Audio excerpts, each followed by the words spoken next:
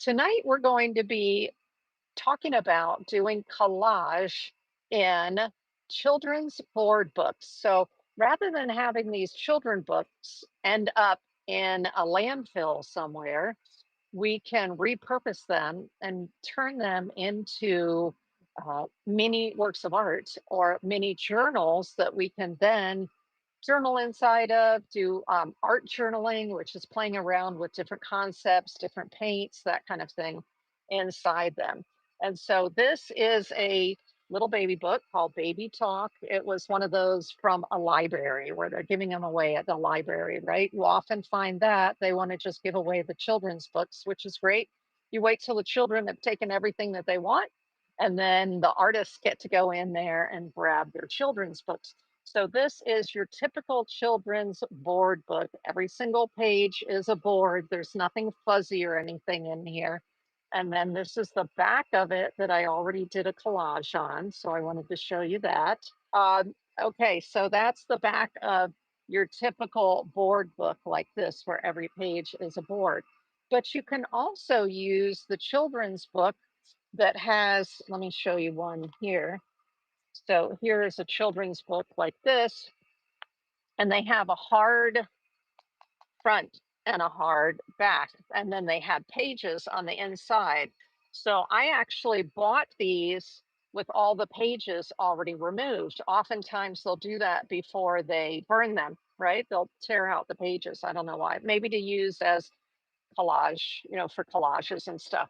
But I bought from somebody off of Whatnot these board books that had no pages in them. I was like, perfect. That's what I want. I want just the boards so that I can put them together and make a book. So here's an example of one that there is the front cover, and here are the two inside covers like this. And so I did my collage on there. I left space in here so that I could write or draw.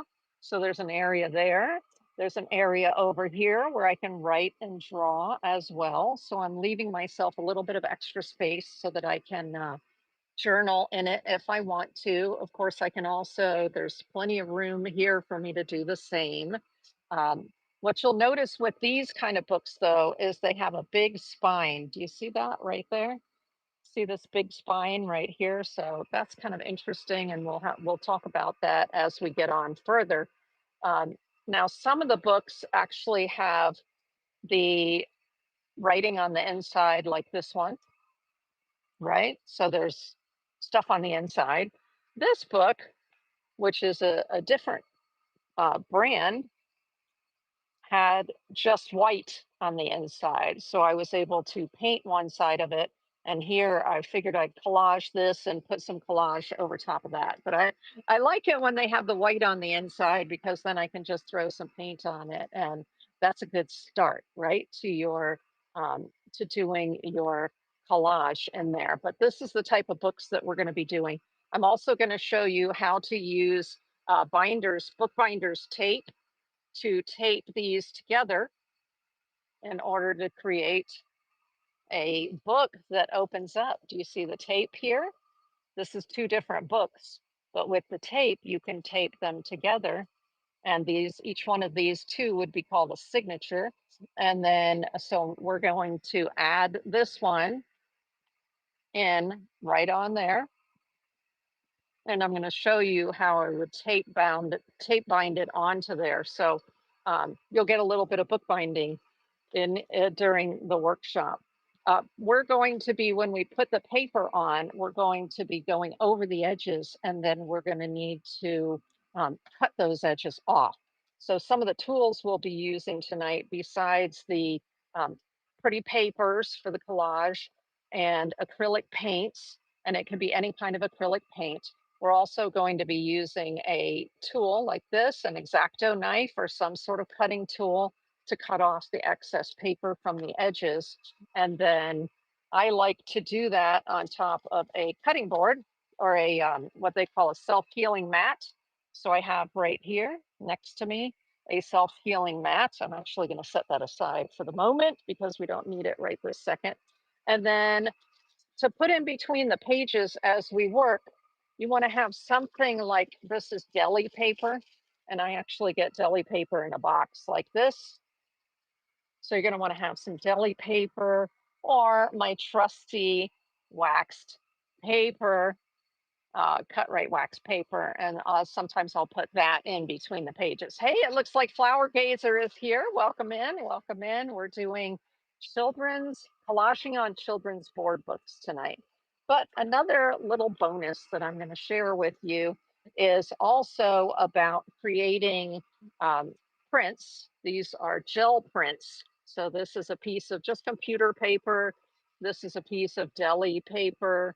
So I'm going to show you how I create prints, and then I use the prints as part of my collage. So for instance, this is a gel plate print, but these are mini gel plates, not the big. You might have seen people gel printing on the bigger ones, but you can also buy ones that are smaller shapes. So do you see the oval there? So this is a gel, and you can create um, your own monoprints on that. So this is one of the ones that I created on there. And this one right here is also one that I created on there. So this is just with computer paper, what I would put in my printer. And this was on the deli paper. So that's a little bonus that we're also going to be doing tonight. And tonight I was inspired by, one more thing. We're going to be using brayers. So this is called a brayer, where it rolls, and that's what we use to roll the paint over top of these little gel plates. Okay, so I have a small one, like 2 inches or so, and a 4 incher right there. So it depends on how big your plate is, how big you want your roller to be. Let me set this aside for the moment, the wax paper, and I'm going to show you who inspired tonight's workshop. So this is Drew Steinbrecher. So Drew Steinbrecher, this is his profile um, from Instagram, and he does. I love his work. Love, love, love it. Completely different from mine. Same, using the same materials, looks completely different. Okay. But I love what he does, and he uses the gel plate material. He has big gel plates, and then he uses large acrylic markers on those gel plates. So we're going to be doing that tonight. I'm going to show you how to do that. And here he is smiling at us, and some of his prints off the gel plate. And these are super cute, where he takes different ones and he'll tear them or cut them and then create mini collages out of them. And just, I love his aesthetic. Here he is here. This is some acrylic paint and one of the gel plates, a small rectangular one. Actually, I have that same one right here. So you can see, right? That's the gel plate. Eee! And so that's the same one that he shows here. These are some of the papers that he created using the gel plate. There. Okay. I did a gel plate workshop before, but we were focusing on the gel plate. So tonight we're actually going to do just a quickie little gel plate print, and then we're going to focus on the collage on the board books. These are some more of his pieces, and right in the center here, these are board books right here. So you can see some of the work that he's done in the board books. And then he has a YouTube channel as well. So right here, same, Drew Steinbrecher. And here he is talking about doing this process on the children's board books. And he also has a course, which is free, super quick and easy to take his course. And in the description of the video after the workshop, I'm going to add the link to Drew's course. So like I said, it's absolutely free. And so if you want to go take his course, you are welcome to do that. And I highly suggest it, actually, because He's just a lot of fun. I enjoy watching his things and watching his Instagram. So I'll also put a link to his Instagram channel and his YouTube channel in the description of the video. So what are we going to do first? I think we're going to start out doing some gel prints so that you can see how that process works. One other thing, let me see, there are a couple of other things we're going to be using here. So let me finish up with the supplies. You're going to need to use either some sort of brush like this or a palette knife.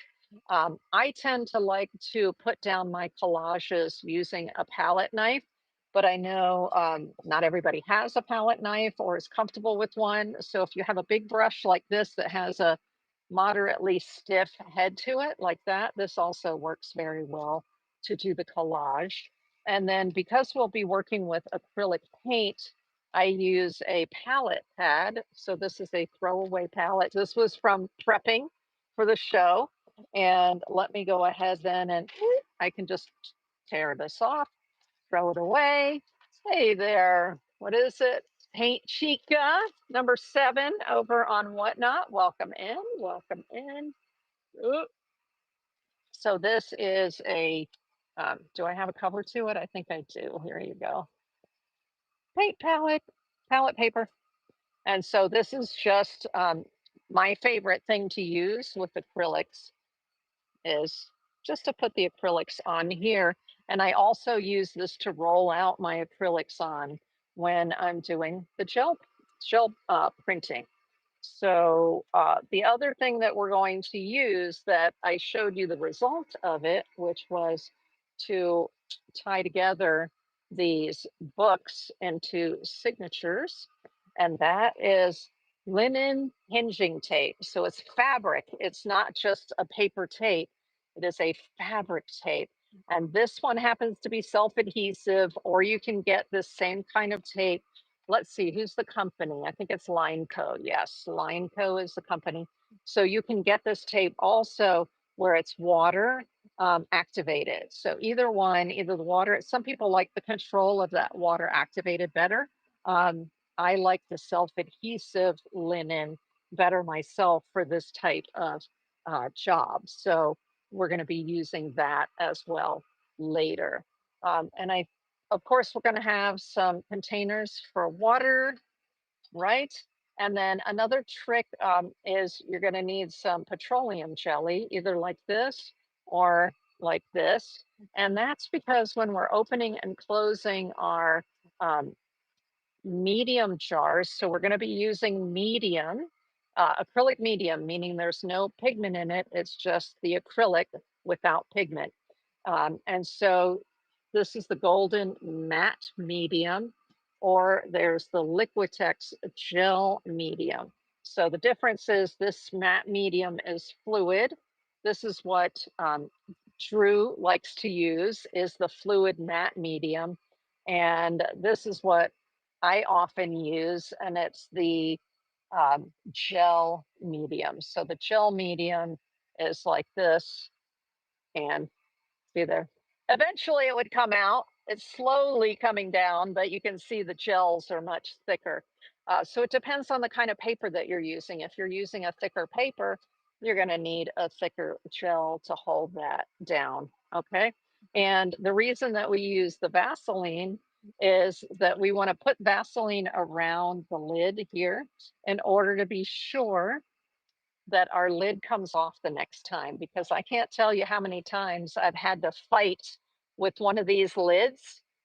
A medium like this, the matte medium or the gel medium, they both act as a glue. That's what we're doing with the paper. We're using it as a glue. And the crazy thing is that it will glue the lid right onto so if you're super messy and you don't clean it up at the end of the session and put some of this Vaseline on it, you may have to fight with it to get the lid off the next time, which I have had to do many times. And that's how I discovered, you know what, if I put Vaseline on it, it'll come right off the next time. And sure enough, this one just came right off because I had done that to it. So woohoo! Each time I use it, and then I get ready to put it away, I put another layer, I wipe it all off and I put another layer of Vaseline around it. And that assures that I'm able to open it the next time. Okay, so we're going to go over top of the table. There's another brand of, I had shown you the golden and I showed you the Liquitex. This is the fluid matte medium, and this one is the gel medium, right? So that's acrylic mediums with no color in them. Well, here's one that's very inexpensive. This is the Sargent Art, so Sargent, Sargent Art acrylic matte medium. It's a fluid medium, but I like it. I like it a lot, especially if you're working with kids. It's non-toxic. Let me see if it has the AP right on it here. Yes, right there. It says AP, so it's AP non-toxic. It's made in the USA. Um, it works great. It is matte. It's a little more gritty on the surface once it's dry than these, which are a little more refined. But you know what? This is like, I don't know, way more expensive than this one is. So if you just want to try this technique, I definitely can recommend the Sargent Art acrylic matte medium.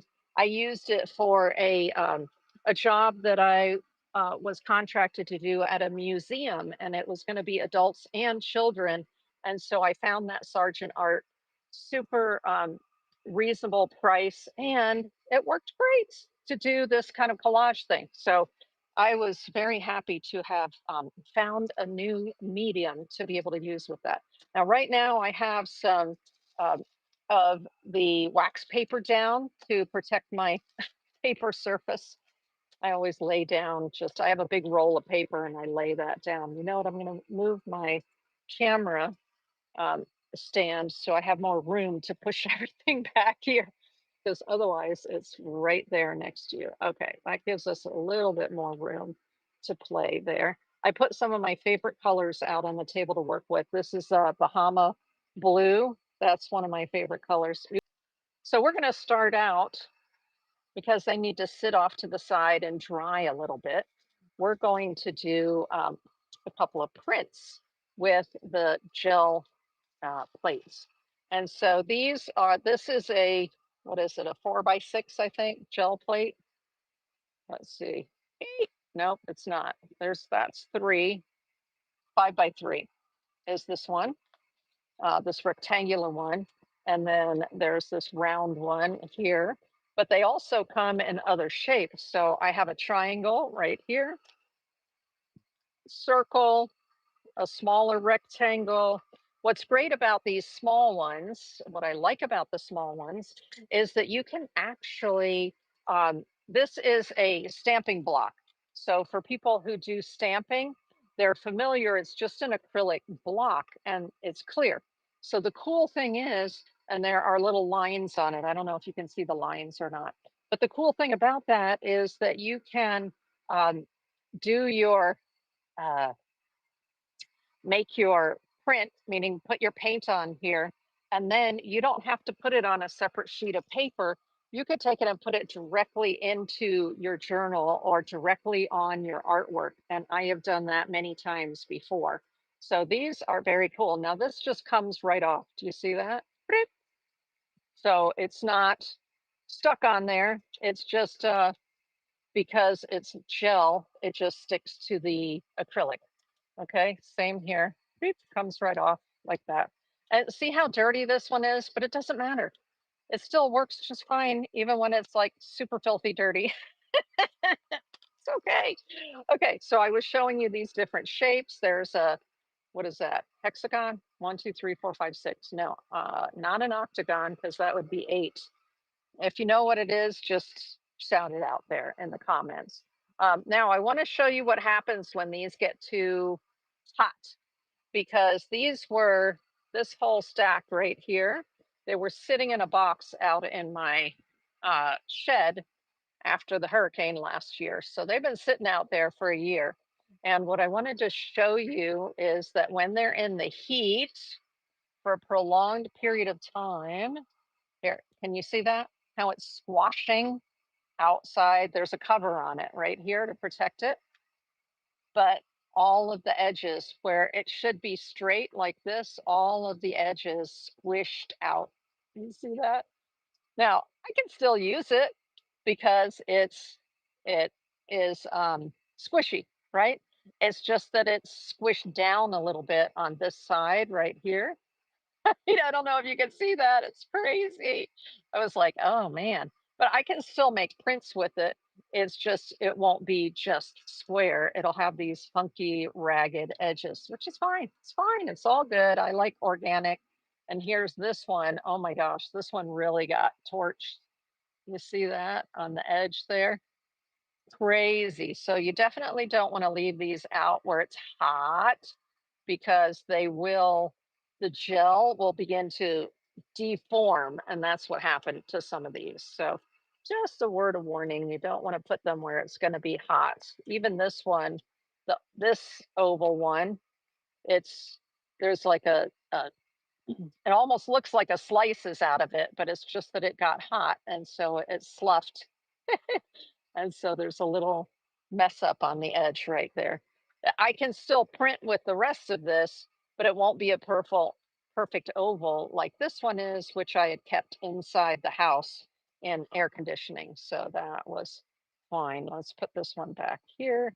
I've got these, I like to keep, they come with these little plastic covers. And I know that the instructions say take the cover off and throw it away. But then I'm like, okay, then what do I do with it? They stick to each other. So I usually leave them with the protective covers on them. Let me put these other ones aside. Okay, so oftentimes when you watch people do gel printing, let me make sure these are over where you can see them. Yes. Oftentimes when people do gel printing, they are rolling colors on and then making some sort of marks in it and then rolling another layer of color on after the first layer is dry.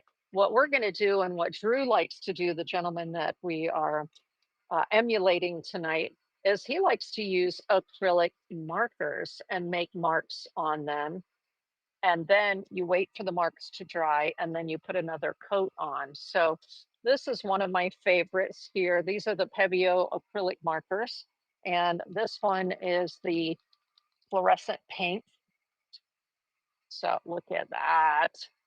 You can check right over here. I have my the palette paper. So I'm going to check it to be sure. Yep, the paint is flowing. If not, you can just pump it a couple times. These have a pump tip and I can already see the paint flowing down. So then you can do the nice thing about these big markers. The reason I like them is that you can use the very edge of the top here and get a thin line, or you can use the end going this way and you get a 5 millimeter line, or you can use it broad this way and get a 15 millimeter line. So I like the flexibility that comes with that. So let's do maybe something like this. I like to do these little rectangles, and then I can use the edge and I can do a couple of thin lines.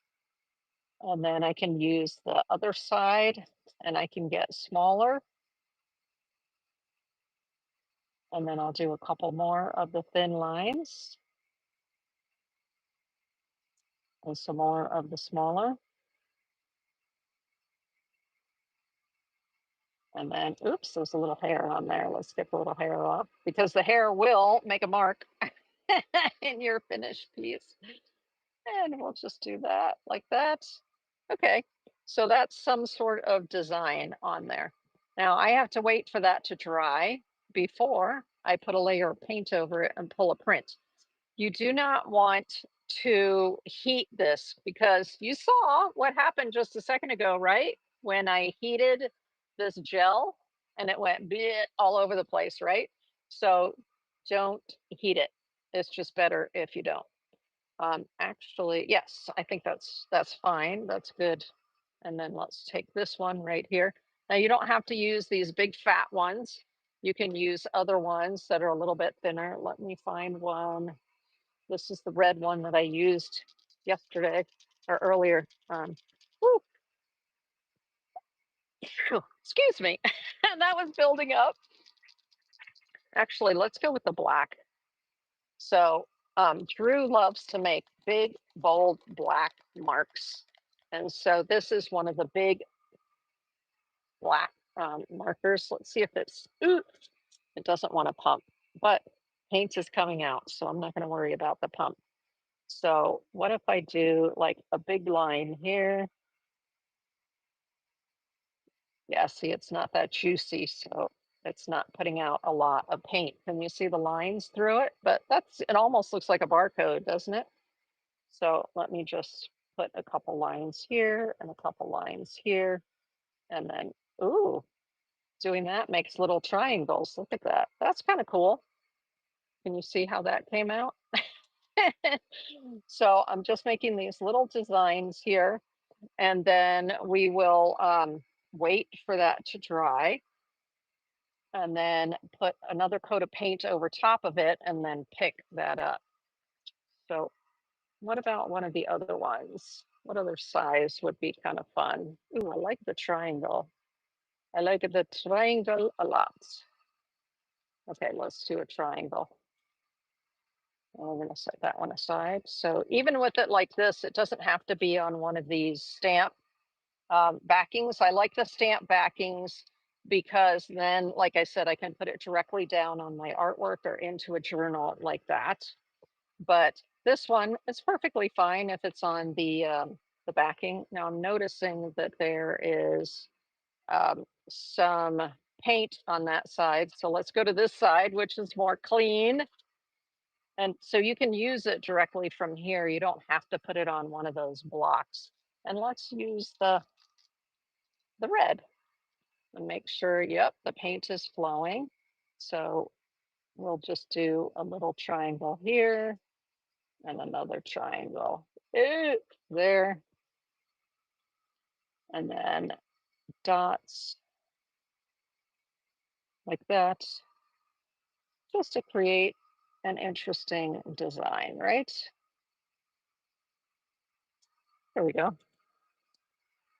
And then what if I want the center of it to be a different color? Okay, hold on. Hold on. Where are my other colors? There's one of my other favorite colors here. So these are just acrylic paint and a marker, okay?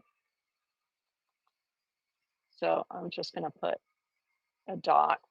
Is that it? Just a dot right there, maybe a few dots interspersed here.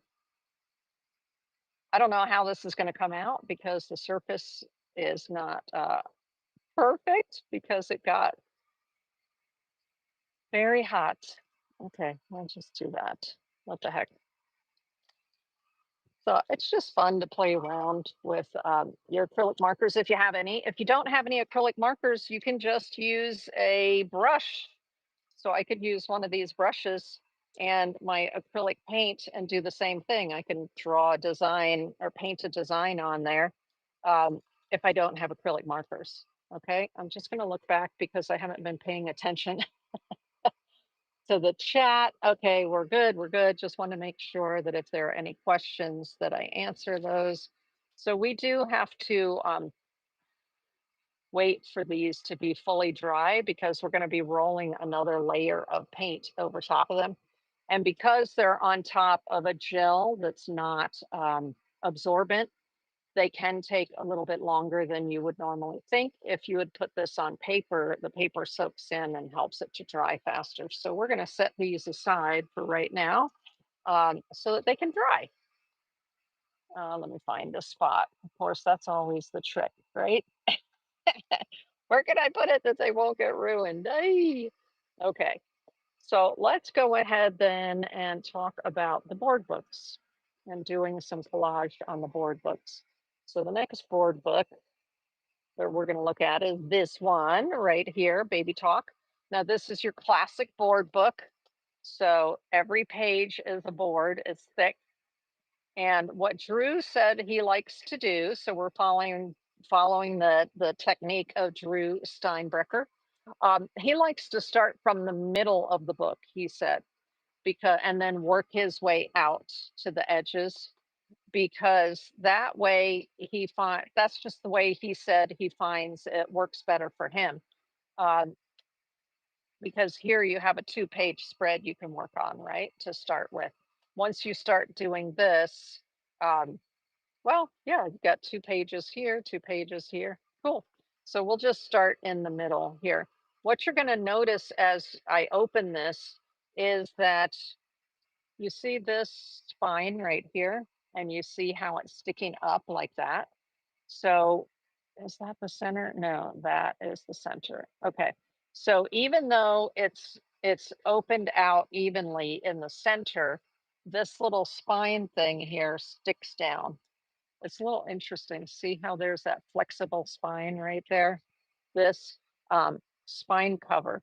And so eventually, when this whole book is full, it will be bursting out of this little spine. So we're going to end up cutting this little spine right where it meets here, and then applying some of this hinge tape and putting it back together. But that's because as you work on the pages, you tend to make it thicker, right? Okay, one of my headphones, that is so weird, is saying that it was only at 20%. Hold on, just yeah. Oh, they're both going. That is so weird. Sorry about that. Let me turn off my AC for a second because it is just rattling in the background. And oh, where is my backup? Right here. So I actually bring backup earbuds. Happens because the fancy earbuds do crazy stuff like that. Do you see how the red light is on? How come you're not seeing that? I don't know. Okay. So yeah, the red light went on. So I have another pair right here. Let's see how that goes. Doo, doo, doo. Are we going to connect? Let's see. I just want to make sure that we have good sound. So for some reason, it looks like okay, let me come up here. Yep. It says my iPods. Hold on one second, y'all. Sorry about that. Okay, so I just put my other iPods on. So let me make sure. Okay, I just want to make sure that y'all can hear me clearly. Can you hear me clearly? I'm going to hope that somebody's going to let me know in the comments if you can hear me clearly. Yes. Okay. Thank you, Mark V. Let's drop these away and then put them back in and see if it will show me on the display that they connected. Let's see. Because sometimes I put this one in. Let's see if it's connected. Yay. Okay, awesome. These are the older ones that don't last quite as long, but hey, the other ones barely lasted, and I thought I charged them for hours, so I don't know what's up there. You never know, especially with our power going up and down like it has been. You don't know. That's why I like backups. Okay, so let me make sure that this is where you can see it. Okay, I'm going to have to move my gesso out of the way. Now, some people, um, when they're working in the board books and they're going to be painting with your acrylic paints, sometimes the imagery here, like this one is black and white, is too much for them. So they want to apply a gesso to it first if you're planning on using more transparent paints or transparent papers. And so that is a technique that you can use. We're going to use opaque papers for the most part, so it won't matter. Right now, I'm just going to put that aside, and we're just going to go right on top of here. Now, using either the matte medium or the gel medium, we can go right on top of this with paper without having to gesso it first.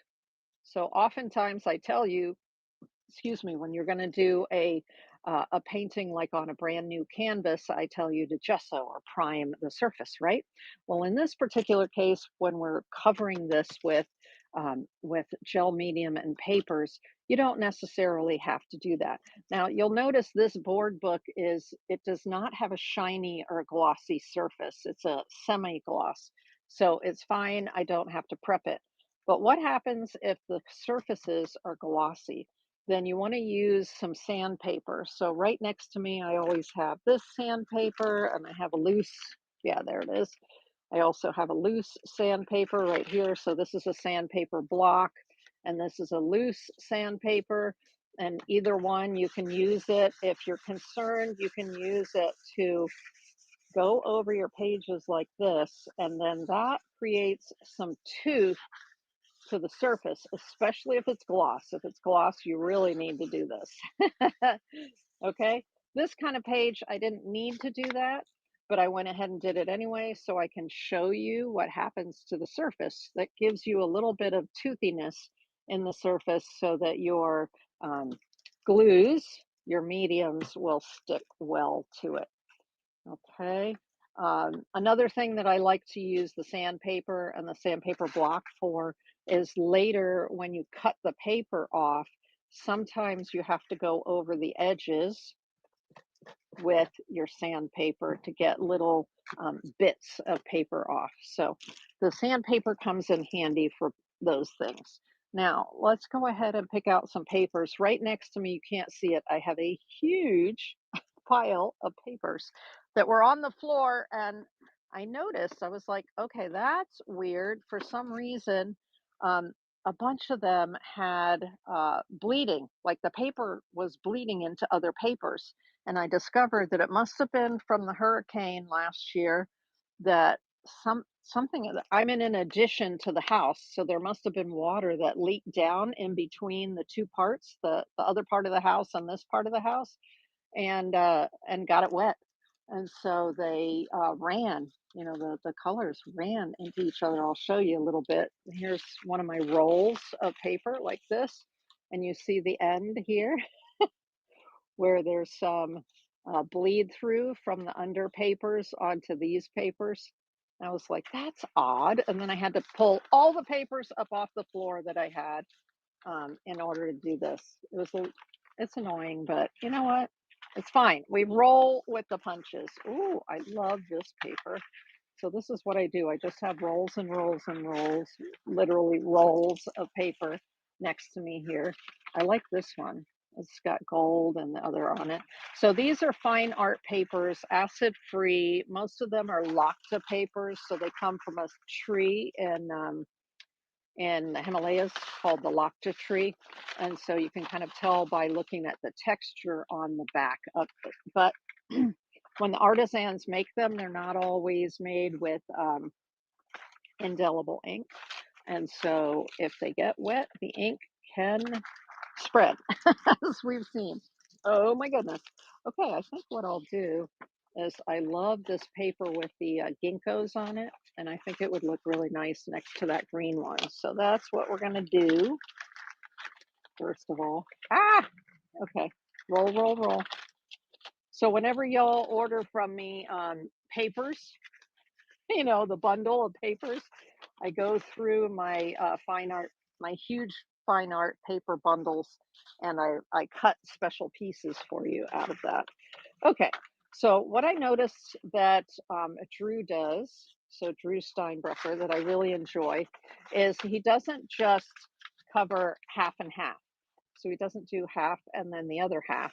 He'll do like three, uh, 2/3, 1/3, or 3/4, 1/4. I like the way that he balances out his pages like that. So we're going to do something like that here. Let me just get my scissors out. You can tear your paper. I prefer to use scissors. So I'm going to just do an approximate here. It's okay if it goes over the edges because we're just going to later cut off the edges. So that is fine. Oh, I just love how rich this paper looks with the gold printed on it. Nice, right?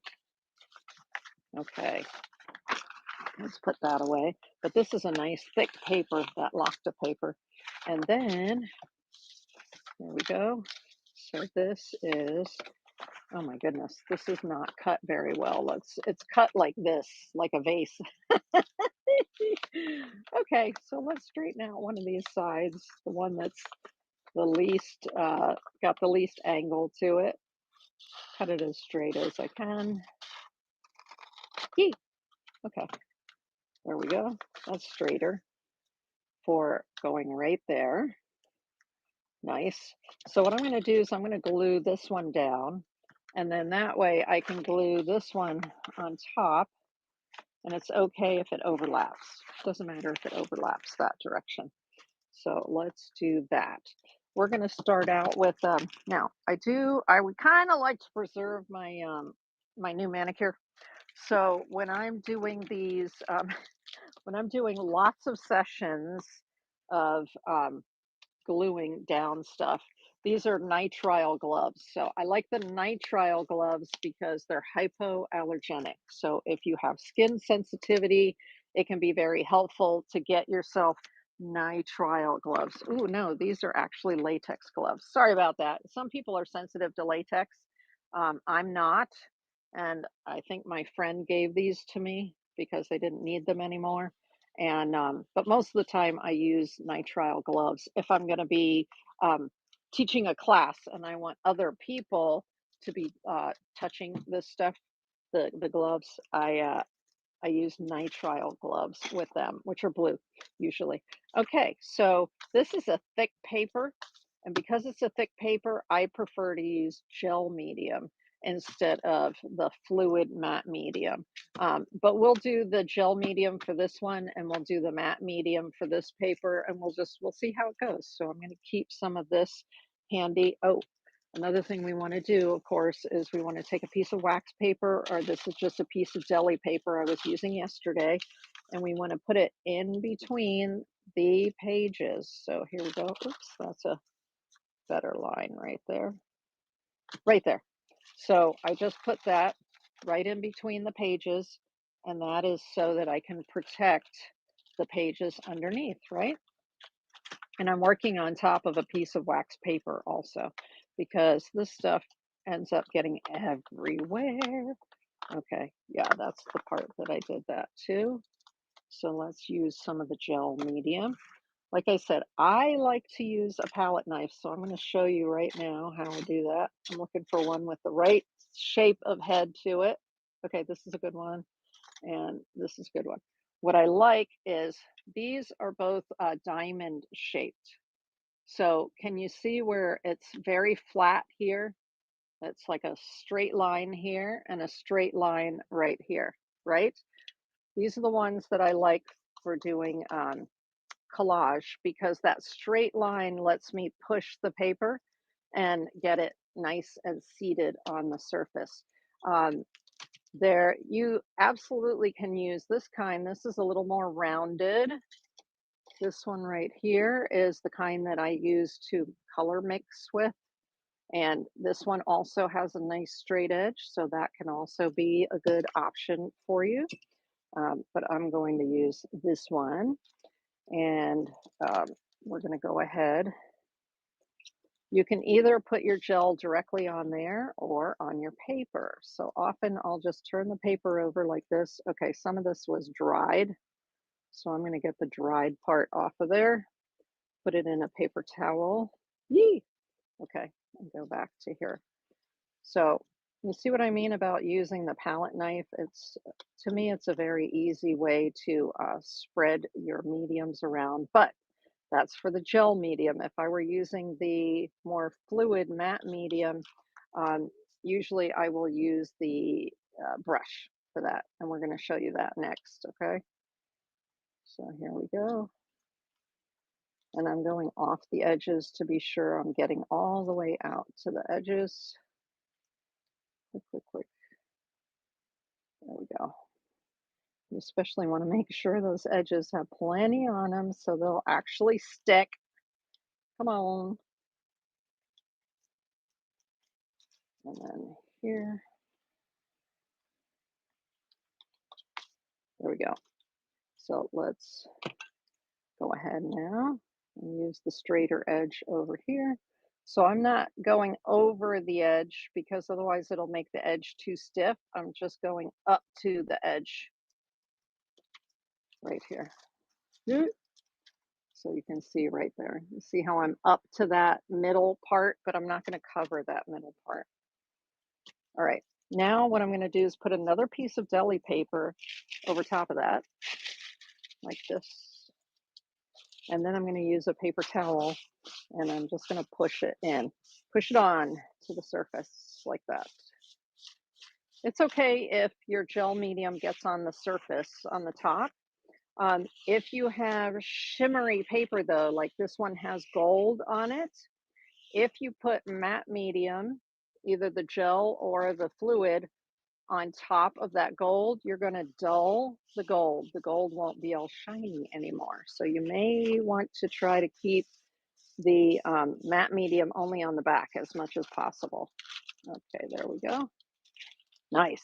Now I did end up getting a little bit of the matte medium right across here, and I'm going to bring it up so you can see that the gold is not as bright right there, right where I got some of the matte medium over top of it. Okay, so now we're going to put a little bit over here, and I want to do one row of the ginkgo. So how many ginkgo are we going to fit on there? Let's see, I may want to do it. I want to do it this way instead. Maybe just do like part here. Yeah, so I can cut it right there and just get these scissors. There we go. So let's just cut this here. Ah. This is also Lacta paper, same kind of paper. Beautiful paper. It's just gorgeous. Okay, so I'm going to cut right down in between those right there. Let's see how straight I did it. It really doesn't matter. It does not matter, y'all. Oh, I like the way that turned out because one's going down and one's going up. That's kind of cool, right? Okay, so I want to be sure that it goes over. I'm going to do it this way then. You want to be sure it goes over the edge here. So let me bring it up so you can see more closely. So where the edge is here, we want it to overlap and go over the edge because later we're going to come and we're going to use that cutting mat, self-healing mat, and we're going to cut it off. So we want it to go over that. Let's see. Okay. Nice. I'll just bring it a little bit more like that. All right. Now, sometimes what I'll do is I place it like this, and then, oops, hold on just a second. I just moved it up just a little bit. Okay, and then I can just turn it like this and start putting the matte medium on the back like this. Now I'm going to try not to get the matte medium on the front. Why? Because the ginkgos are gold. So I'm just putting it here. And when I flatten it, some of it's going to squish out and then it'll get it all the way. Like I don't have to go all the way to the edge here because that edge is going to go off the edge, right? See how it went off the edge? Okay, there. I can use my fingers like this, or I can go back to that piece of deli paper like this and make sure that I'm pressing that part down. Oops. There we go. Get her down. And this is also why it's good to have a piece of the deli paper underneath here, because we're actually going out over the edge. And so we don't want this gel getting onto the underside and gluing those those hard pages together, right? So here we go, like that. Nice. So that's the initial bit, and now I go back underneath it. Sometimes this can be easier with a brush, so let me grab the brush here.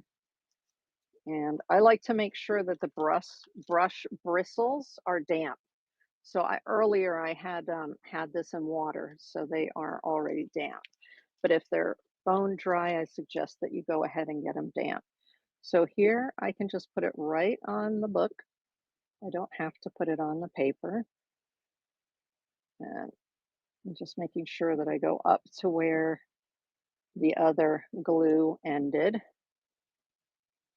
like that. So this is the matte medium, matte gel medium. There we go, all the way out there. So let's do this. And then there's a little bit of gel medium here that was on the edge. So I just took it off with my paper towel. So I could just do this. I don't have to put the deli paper over top of it. I just find sometimes when you're rubbing on these papers that have this print on them, that you have to be careful. Sometimes you can make a mess of the print by going over top of it with your directly with your paper towel, which is why I like to put the deli paper or a piece of wax paper over top of it and then do this. Okay, fantastic. So that is now down and well covered. Woohoo! Nice. Fantastic. That looks awesome. Awesome. So that is the first page. Now I'm going to put this lid back on here because I want to try to keep it moist. Um, it was actually getting thick when I was working with it over the weekend, over the week. So what I do periodically is I will take my water, my spray bottle of water, and I'll just spray inside here a little bit, and that helps to keep the moisture going um, in there because as you have it open for long periods of time, it begins to get gummy. Yeah, we don't want it gummy.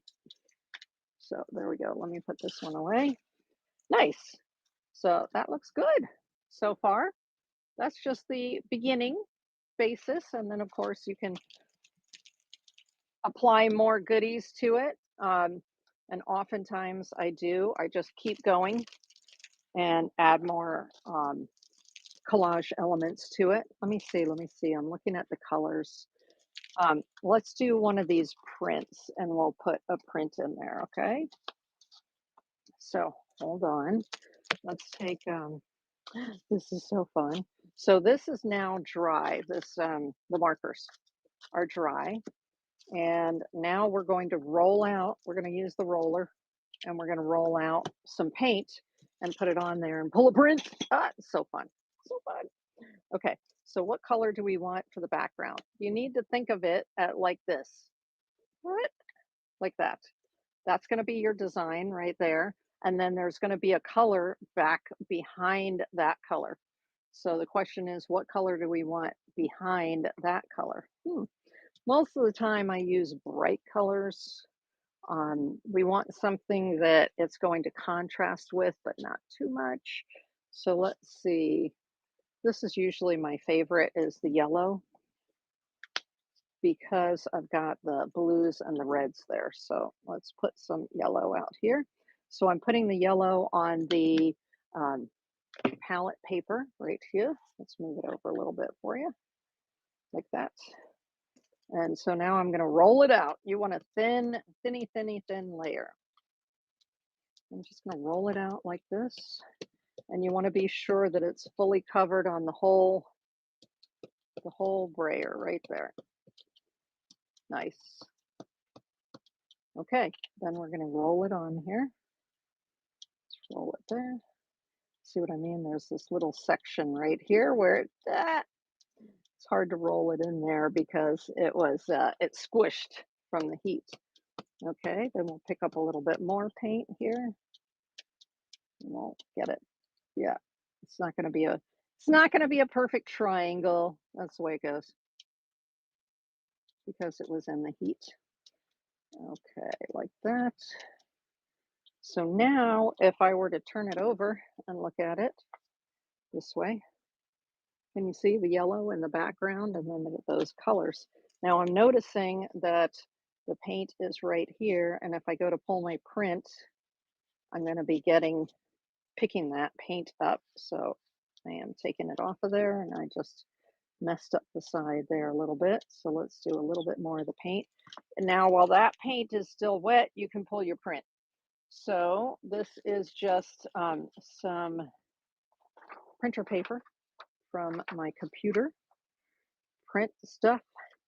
So I'm going to lay it down on there, and then I'm going to go over it. Now I'm going to ball up my paper towel again and just rub over it like this, and we'll see what happens. I like the printer paper because it's pretty thirsty. It wants to pull up on the it soaks the paint in, the wet paint in, and that's awesome. So let's see if I can get it. Even these funky little spots here. We'll see if I can get it to pull up. All right, now we can just pull this off. Ooh, it's coming up nicely. Now, it is a monotype print, so it's not going to pull a perfect print, but that's the whole idea is we love our gel prints because they're perfectly imperfect. So you see there? Isn't that fun? It's a fun one. I like it. I like it. I like it. Now there's a little bit of paint left on here. Most of the time I just keep working right on top of it for a whole session. Okay. Um, right now, if I want to get that paint off, I just spray it with a little bit of water. There we go. And just work it. There we go. Nice. So it didn't get all of the paint off, but it got most of it off.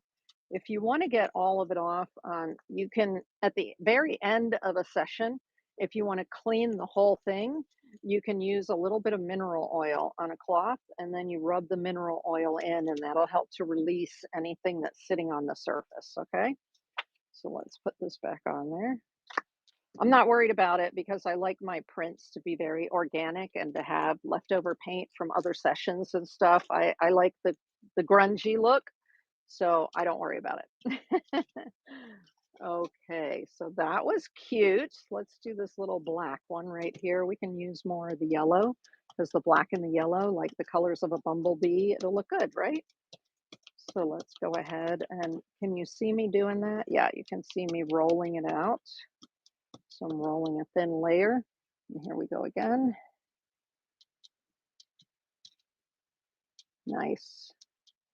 Now this one is not deformed. It's nice and flat. So the fact that I got paint around the side here shouldn't matter. Oh, thanks for the hearts. Hey, who is that? Manos. Manos is back over on YouTube. Welcome in. Welcome in. Now with this, you can keep from putting the color down somewhere by just turning it upside down like that. So you can just put it on your table upside down. Oops, I don't know if you can see that. There we go, upside down. So this is made to hold that like that. All right, ooh, this is ready. Let's do it on the same piece of paper here, right? We can just do a whole bunch of prints on the same piece of paper. Give ourselves a little bit of room there. There we are. Let me turn it this way so it doesn't accidentally get in the paint over here. Let's use a paper towel. If you're doing a large piece, people use something called a baron, and a baron is flat on the bottom and it has a little handle on it so you can hold it and move it over the surface of the paper. And then that'll help to make contact. You could just use your fingers. You don't even have to use a paper towel. Okay, there we go. So let's pull this one up and see what we get. Oh, it didn't want to pull. Huh, the black didn't want to pull off of there. Oh well, not all your prints are going to be successful, y'all. Let's see, what else can we put on there? Let's try a different color. Why not? You never know. Sometimes it could just be that the color is too dry, that it's not wet enough. Let's try this one.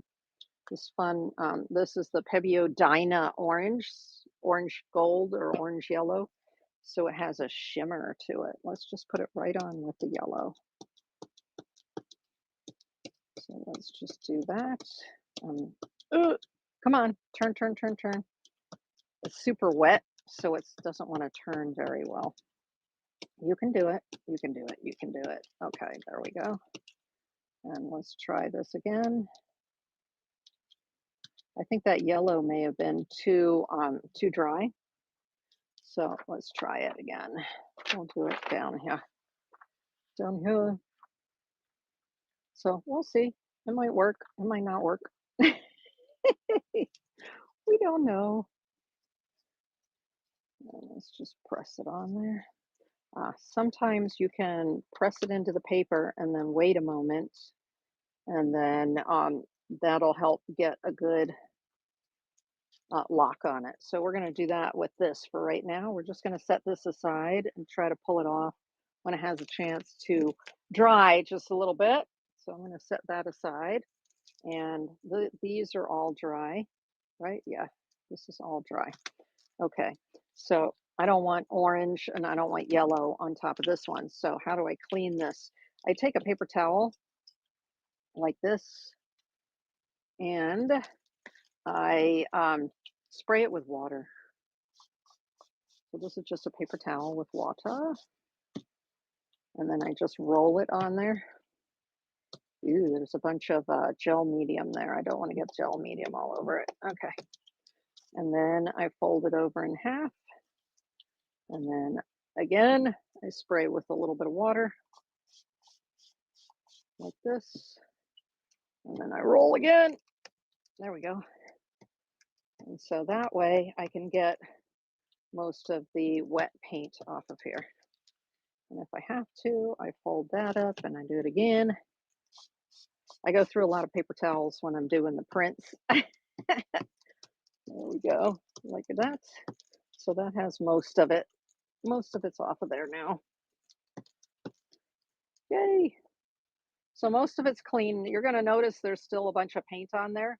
If you want to clean that paint off, what I do is I will submerge it in rubbing alcohol overnight, because alcohol is the solvent for acrylic paint. Okay, so if you put it into alcohol and you just leave it overnight, you can peel most of that off. Now, because I'm just doing print after print after print most of the time, I don't care. I just leave it on there. A little bit of residue doesn't bother me. But you can see this one, that's pink is the color of the rubber here. And I've been cleaning this pretty well, so it doesn't have a whole bunch of texture to it. So we'll use this one next. Ooh, let me get another paper towel. Gotta be sure I have plenty of paper towels next to me here. Okay, so what I'm gonna do is I'm gonna turn this, I'm gonna turn the palette paper around so I can work on this side. Actually, I think I'll turn it this way, and then that way I can just work on this little bit right here. Will that work? No, because this one's, yeah, it'll work right there. Okay, where is that? Pink, the pink. What do we want to put in the background? So the pink is bright, so we probably want to go with something a little bit darker. This one right here, this is Mystic Turquoise. Let's try the Mystic Turquoise. And this is just a fluid acrylic. Which one is this? Folk Art. Folk Art by Plaid. Yee!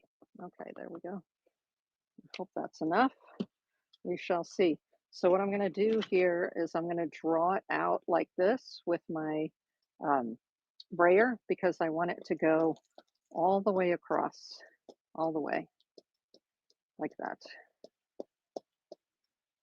Okay, so it's fully covered. The thing is, though, it's a little too wet. So I'm going to do it out a little bit more. What some people do is they'll just have a canvas next to them, or a canvas pad. And then if you have too much paint on here, you just use your canvas pad and you're constantly putting the paint off on your canvas pad or your canvas next to you. It looks so cool, because obviously you like the colors that you're working with here anyway. And so, yeah, it creates a really, really cool effect or look. All right, let's go ahead and do this one. Nice. We'll go back. Why is it not covering that one spot right there? I don't know. Right. Let's make sure I'll get just a little more paint here. Whew, neato. There's a little area right there where it didn't want to cover it. Nice. So if we want to see what it looks like, we just turn it upside down, right? That's cool. I like it. I like it. I like it. And this one, I'm going to do a piece of deli paper so you can see what that's like. So yes, a lot of people use deli paper to pull their prints. And so there's a shiny side and a dull side. So you want to put the thank you. Mano said cool. So you want to put the dull side down like this. And then what we're going to do is rub over it gently. I'm trying to make contact with all of it. But what you're going to notice with deli paper is deli paper, when it gets wet, it starts to wrinkle. And so I'm getting wrinkles in here, and that creates an interesting texture in the final print. But you have to know it's going to happen and be okay with that. This doesn't happen when you use printer paper or your other papers that you might have. But I'm going to show you in just a second. It's doing this and it's crinkling up, and then the paint is not going to come up the same way in those crinkle areas. But I have to leave it and let it dry a little bit before I pull the print. So let me bring it up so you can see the crinkle. Can you see the little crinkle lines there? Yep. You have to be okay with that when you're pulling prints that are on deli paper. You're not going to get perfect contact with the surface. So you're going to have funny little lines in your prints. But that's okay. I think it's cool. I like the way they come out. So I'm okay with that. Let me just set it aside because that one, I find that on the deli paper, if you try to pull it right away, that you don't get a good print. It often leaves a lot of paint on the surface, and that's because the deli paper is made to not have the moisture come through, right? It's made for you to have a sopping sandwich inside, an Italian hoagie, right? And so I find it takes a little bit of time to let the paint set up before you pull the print off of it. Okay, so let's just set this one aside for a moment. Oops, there we go. While I grab this other one that we were messing with, which should be dry enough. Let's see if this one is ready to pull. Right, this one, I said the orange paint was a little too wet and I needed to leave it for a minute. So let's see how it pulls this time. Okay, I'm getting more of the paint off this time. So let me bring it here so you can see. Yee! Come on, you can do it. Cool. So see, that pulled more of the black off that time. It just needed a minute.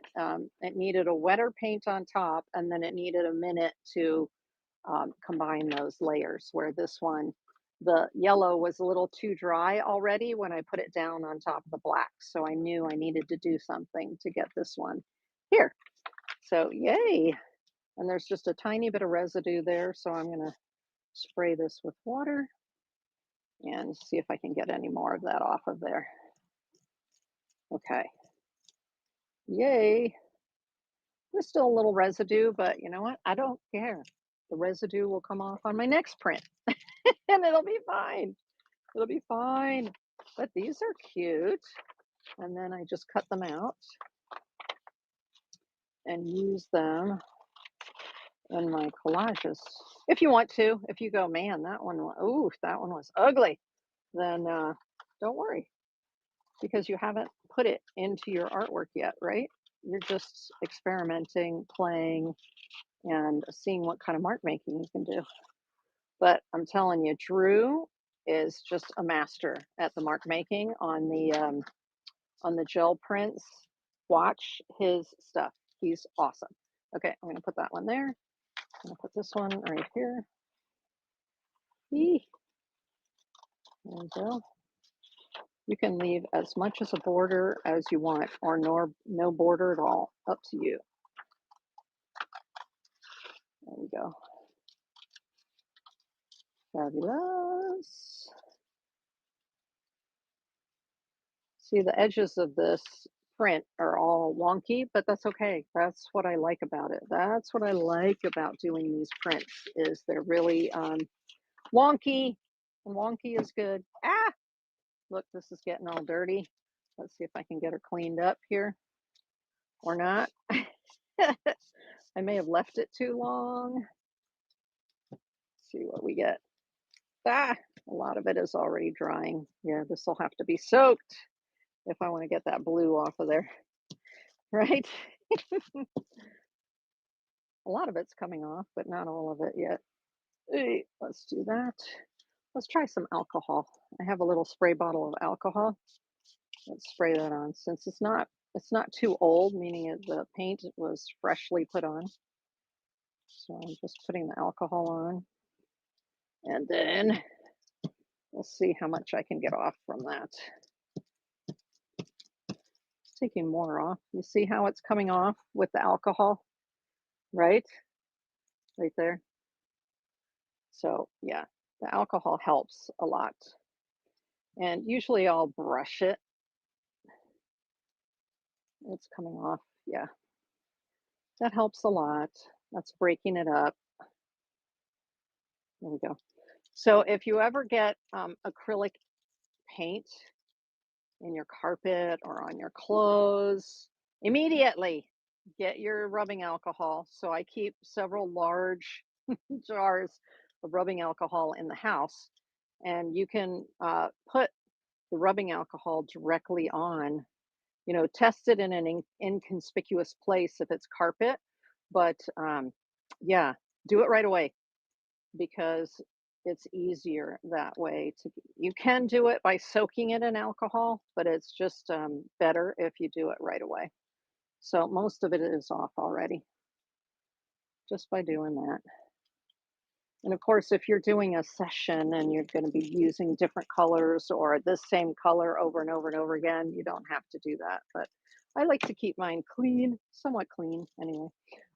Let's put the scissors away for a moment. And I have a little bit of paint residue here, so let's get rid of that. Okay. Now I've used a lot of this, so I'm just going to tear it off right now. And that's the beauty of having a palette pad is you can just tear those pages off, throw it away, and you are ready to keep on going. Yay. Okay, let's go back to our collage. No, here, let's see if this is dry enough yet to pull our print with the deli paper. Let me just lift it a little bit. Eee. And let's see, some of it's coming off. How's it doing? Some of it is and some of it is not.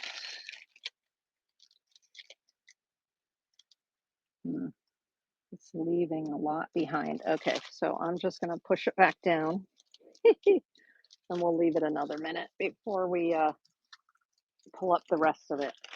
So you do have to sort of watch it. Okay, set that one off to the side. So let's see how this one's doing. Fabulous. Let's pull this off of here. I got glued on this end part, but it's okay. Right there. So this side is nice and clean, meaning it can accept more of the collage. And then here, this is most of the way dry. So let me show you how I cut that, how I trim the edges. So now we're going to use the trimming board. What is this? Self-healing mat, right? So we're going to use the self-healing mat, and then I'm going to work from the back here, like this. And then I want to cut it. Let's see, how dry are you? Just that area right there is a little bit wet. So I want a nice sharp blade, and I'm going to hold this. Now what Drew said he likes to do, I don't bother with it, but what he does is he'll take a ruler and put the ruler there with the metal edge to it so that it will he can better guide himself along that edge and not cut the edge of the book. Most of the time, I just follow the edge of the book. I don't even bother with that. But if you want to be more precise, that's what you do. So here I am just holding the pages. This is flat against the board. I have my blade and I just work a little bit at a time. And I am following the edge of the board book. If you're using regular paper and you're collaging regular pages in a book, it's not as easy to do this. But when you have a board book, you have an edge to it, so it makes it a little bit easier to run the knife right along the edge there. You just want to be careful you don't cut the book like I think I just started doing. Ah! It's okay. There we go. Okay. So now we've got that part. There's a tiny bit here that I didn't cut right. So what am I going to do? I'm just going to run this along there because there was a little bit sticking up.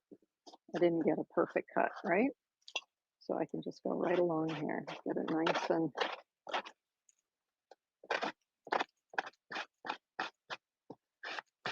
there we go. Smooth the edges if you're worried about that. All right, let's do this part right here. Along the edge here.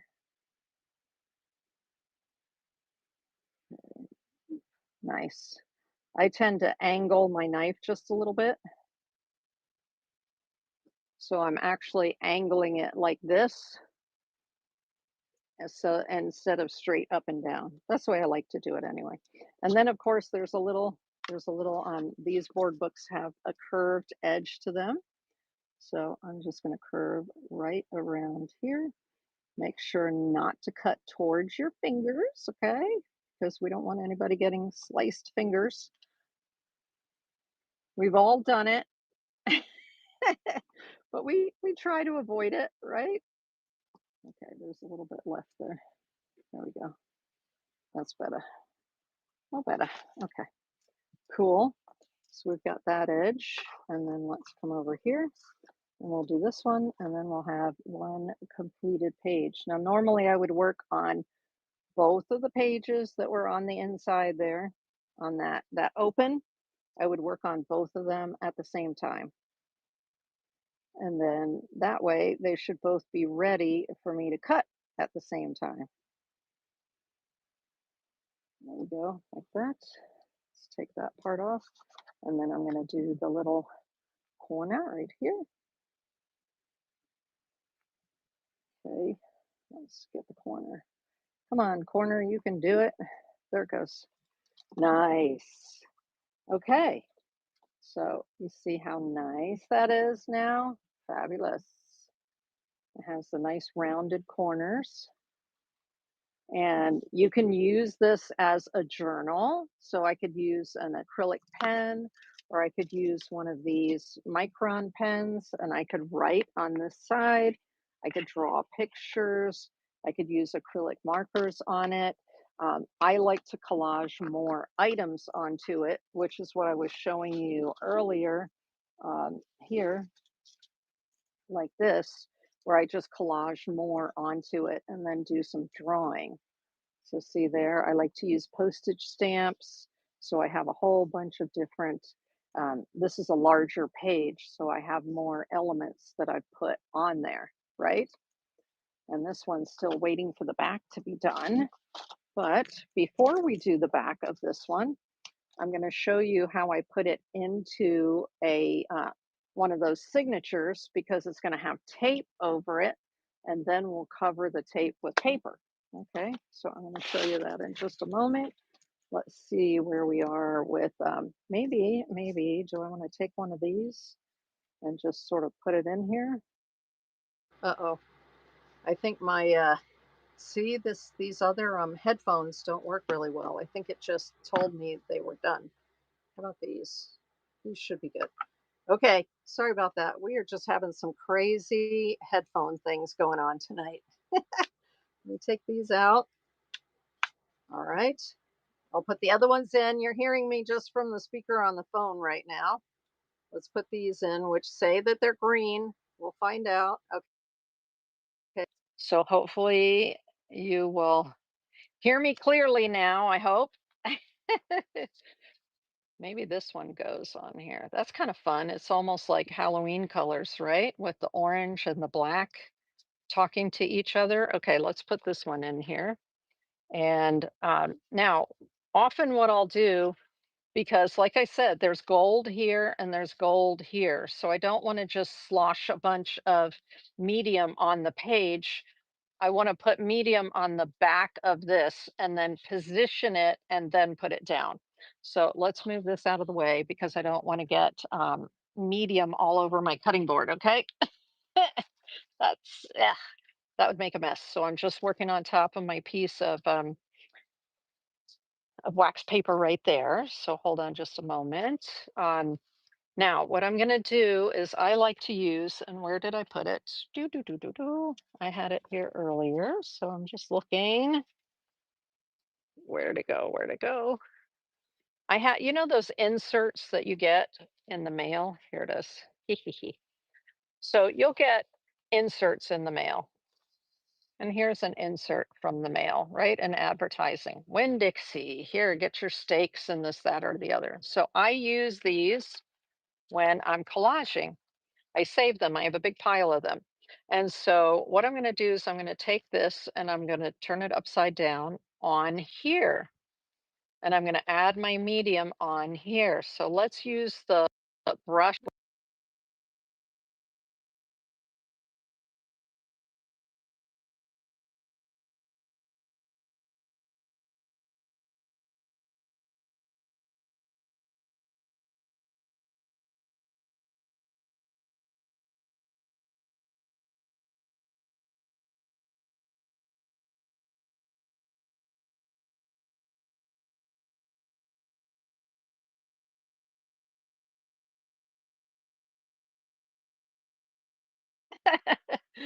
Hopefully she texts me and I will check my text in just a moment. Okay, here we go.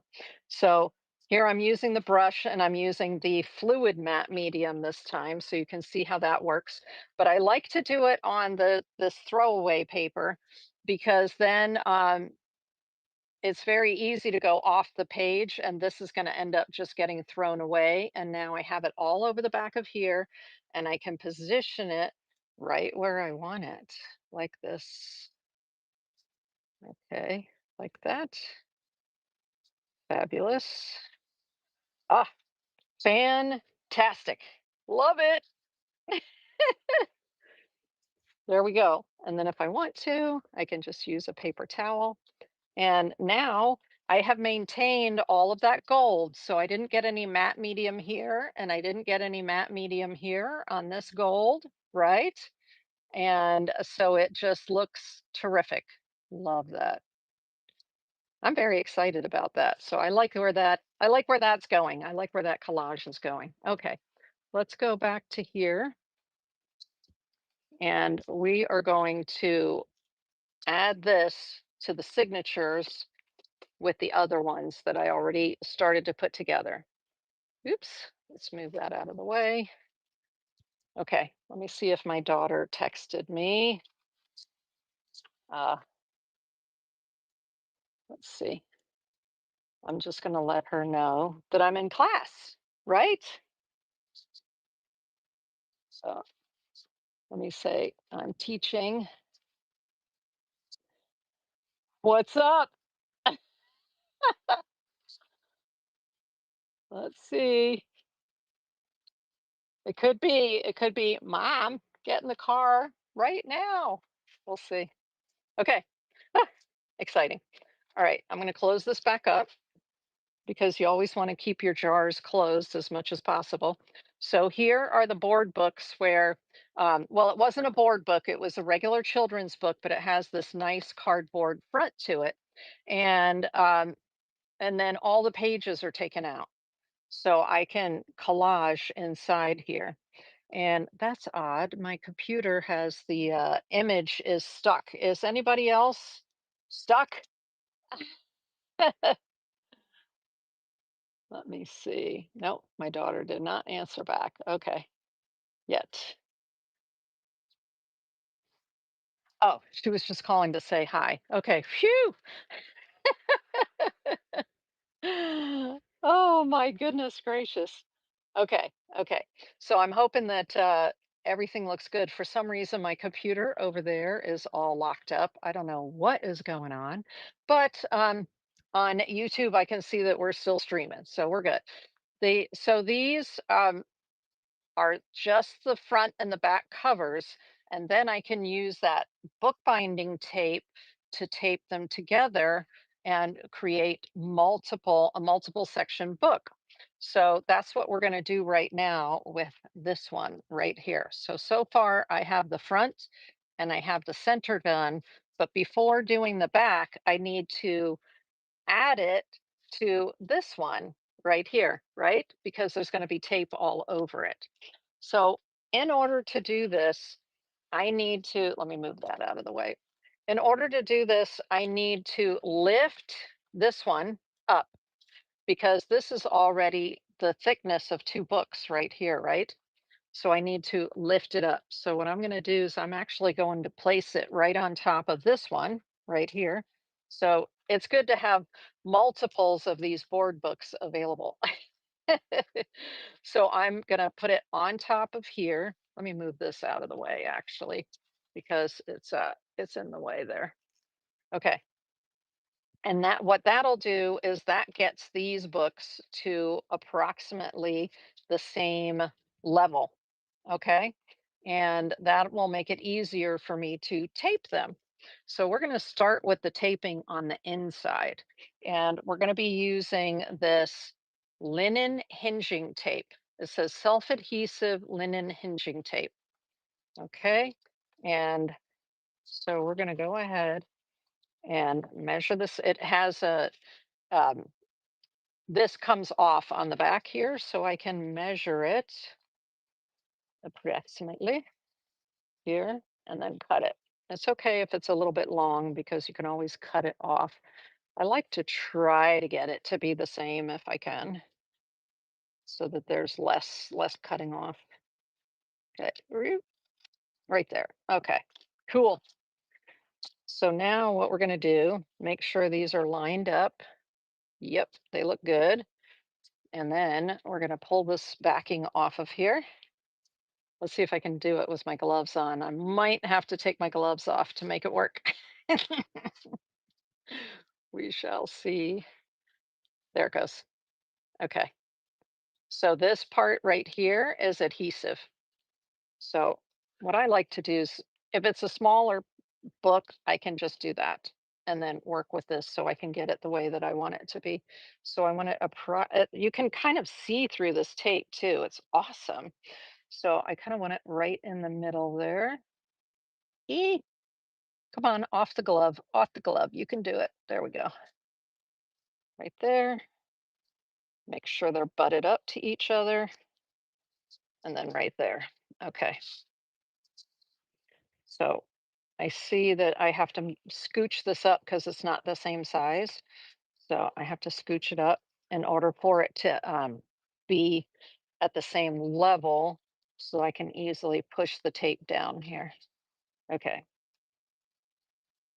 So then once that's done, now I want to put some tape across here.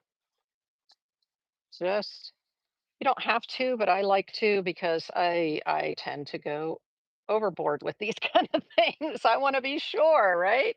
I just want to be sure that it's going to stay together.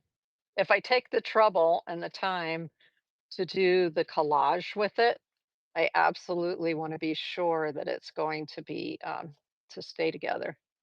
Okay, there it goes. Boop, like that. And then I usually will put three. So there's one in the center right there. This is nice and adhesive. I love the adhesive they put on here. And it is acid free. So this is bookbinding tape. Um, or it's also acid free. You can use it for your prints. They have videos on YouTube how you can use it to mount your prints as well. So let's get another piece right here. You're probably like, okay, this is so random, right? Ah, but yeah, I like to do lots of different things. One of the things that a lot of artists that like to make their own journals, they'll do different kinds of bindings with their journals, like stab binding, where they take waxed linen and go through some holes to put their signatures together. But these are hard, so you wouldn't be doing that. This is the easiest way to bind these together. So let me come up here to the top, right near the top there. Doop, and we'll get that one in there. Fabulous. And then after we do this, we're going to go to the outside of the book and tape along the spine there too. There we go. Okay, and do this. So if I just yeah, there we go. Yee. Okay. And then we'll go near the bottom here, go right across there. Nice. Okay. So now that is hinged together. Fabulous. And then we're going to close this. Beak. What's lovely about this being fabric, the linen, is that it's so flexible. So that it you can turn your pages like this, and it's fantastic, so flexible. So now the interior is put together, but now we have to put the tape along the outside here to hold these all together, right? So we're going to do the same thing again. We're going to figure out how long it is, and we'll just go like this, and then I like to cut right along here like this. Okay. And then we're going to do the same thing. I'm going to take the gloves off for now. Here we go. Whew, my hands are sweating in there. Okay, so let's take this off. And now we're going to put it along the edge there. Come on, you can do it. Separate, separate. Almost, almost. There it goes. There it goes. Come on. Don't stick to yourself. Okay, good. Got it. Beep. There we are. Now, I'm going to hold this up here and I want it to go. Let's start it down here. I want it right now. I'm just going to do it part way onto the signatures that I've already done. So I'm not going over the edge. I could go over the edge. It looks like it might be wide enough, but I want to be sure there's plenty on the front cover. So I'm actually just going down here like this. I'm not going over this edge. I'll do that in a minute. I'm going to do another piece. Okay, like that. And then it's ready for me to do over the front. Okay, so it looks like it is over top of the edge right there of my other collage, but you know what? That's okay because what you end up doing is you're going to end up collaging right over top of this tape. You are going to collage on a piece of binding or spine paper. You want to use a flexible paper. So, for instance, this paper right here, that's like that Locta paper, it's too thick to do the spine. You need a paper that's more malleable or flexible. So, let me show you something here that I have. This is also, okay, this is a different kind of Japanese elderberry or mulberry. So, this is mulberry paper and it's thinner. So it's flexible. Mulberry paper is flexible, but it's very um, robust. So mulberry paper is an excellent choice for putting along the spine right here to cover this tape later. Okay, but we don't have to do that right now. But there you go. So now you've got that one, that one. Oh, this is so cool, y'all. And then that, and then that. And so now I have a, how many pages is that? One, two, three, four, five, six, seven, eight, nine, 10, 11, 12. I think that's a 12-page book now because I added the three. So this was three separate board books that I added together in order to create a bigger book like that. Is that cool? I think it's so cool. I think it is so cool. Okay. And let's see how this other um, print is going that we did on the deli paper. Let's see what happens here. Okay, let's pull it from this side and let's see. Okay, better, better. Much more of it is coming off now. But sometimes it's a waiting game. Test and wait. Okay, but it is. Some of it's coming and some of it's not. Okay, so you can see here, some of this part of it didn't pull down here. But you know what? That's okay because what you can do with this is you can just cut that part off like that. Dook. And then we can just use the part that we like. So I can do this and I can do this like that. There. So then we just have a smaller section like that. There we go. That we can use just like that. Because this part was like, no good. Okay. So we'll throw that away. And so that's a print on this thin deli paper now that we can put onto one of our pieces. So let's see if there's a page.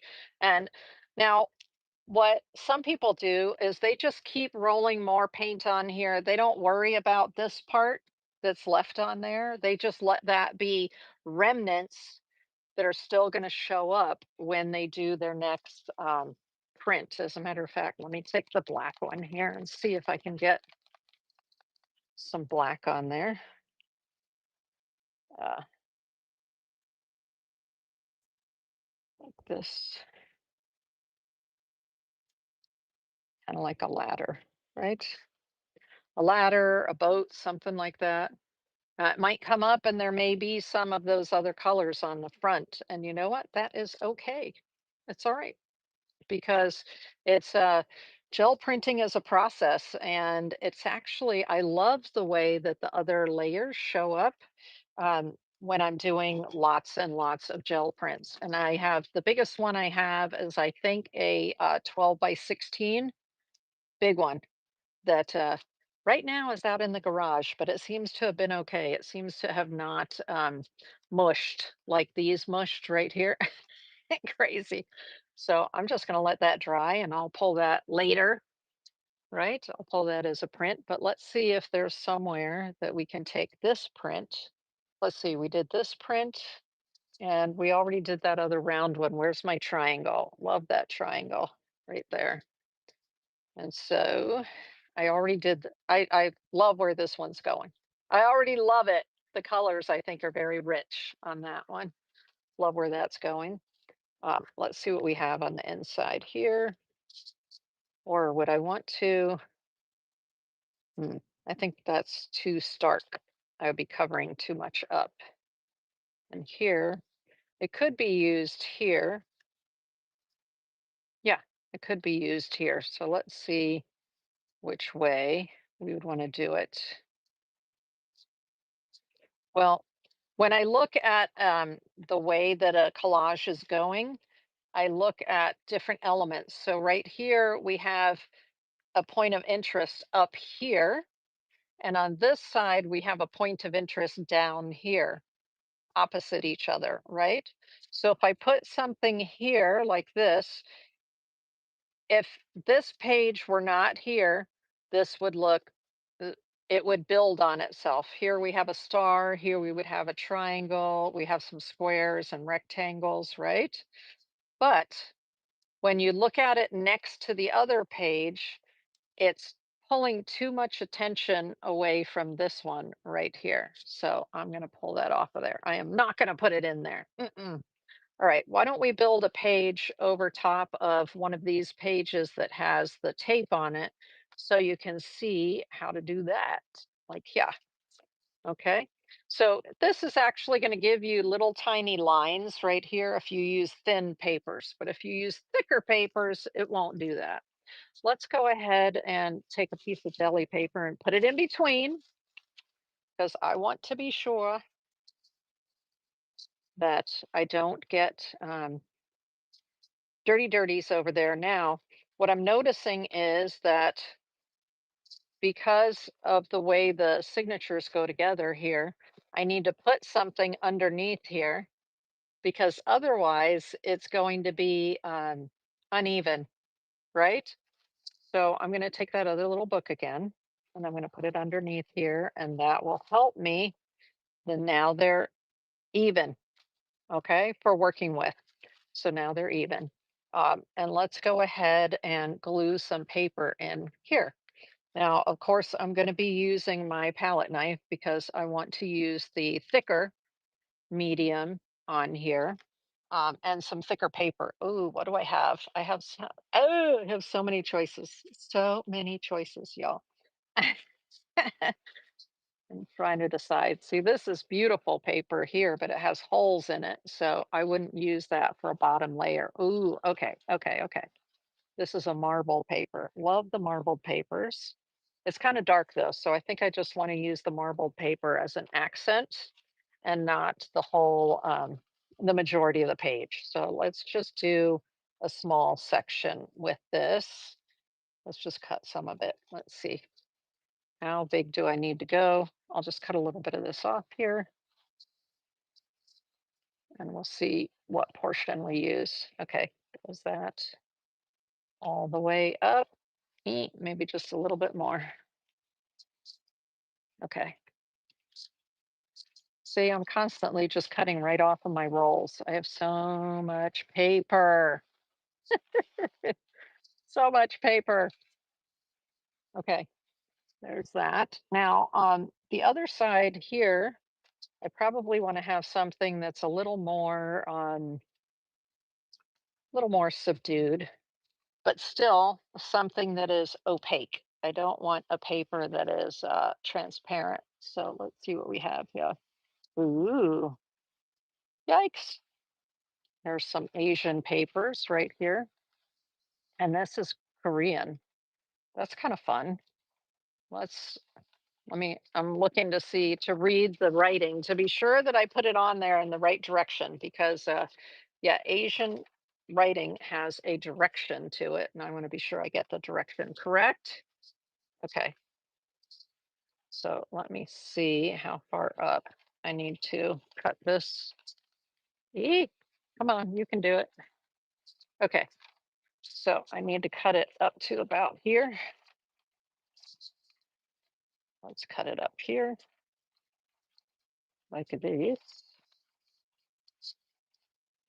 And then, actually, I think I can cut it here over this way. I'm cutting through characters, but that's okay. It's okay. I'll get over it.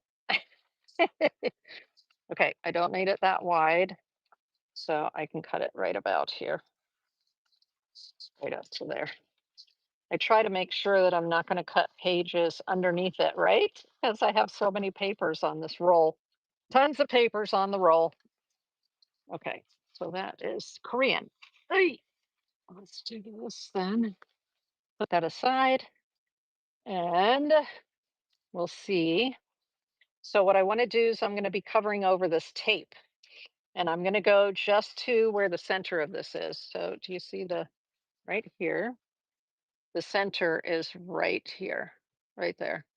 So I can go over this edge right here and bring it right to the center just before where it's going to fold. But remember that I have to keep something underneath it so it'll be even, right? Okay, so let's make sure the deli paper's in there nice and tight. And then we're going to put this here. And let me make sure I have enough paper or the other side. Yes. Okay, plenty. Perfect. All right, let me bring this here, and I'm actually going to cut off the top row. Perfect. I can use the top row for something else right here. I can use those other characters for something else. Now I have next to me here at my desk, at my table, I have a bins that I put small cutoffs in. So I'm going to show that to you. These are some cutoffs from what I was working on before.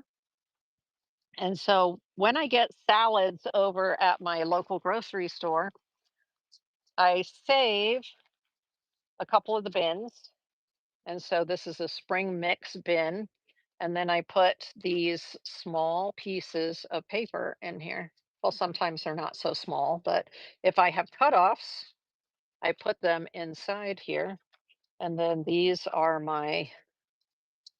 this is where I can rifle through and find other papers, pieces of paper to use at other times.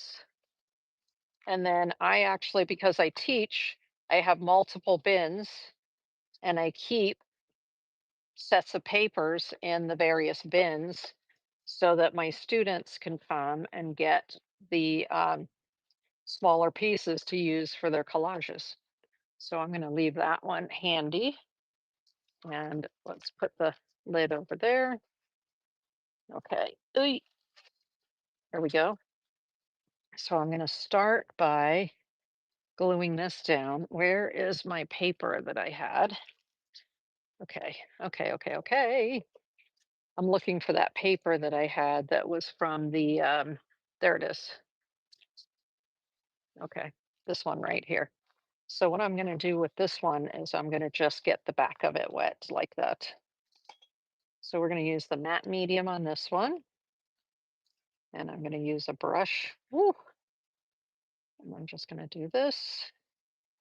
And just making sure that it's on here so that I can go off of the edges like that. And I want to get nice and soaked with matte medium. There we go. A little bit more. Okay, come on. Fabulous. I hope you all can still hear me well. My earphones, these earphones that I recharged for that little bit are still giving me messages and I'm like, "Uh-oh." I hope they're still working.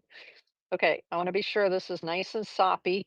So I'm going back over the other area here. Now, sometimes once you've done this, it can be hard to lift it back up. So I'll either use my knife or I'll use a needle tool to lift it back up. Okay.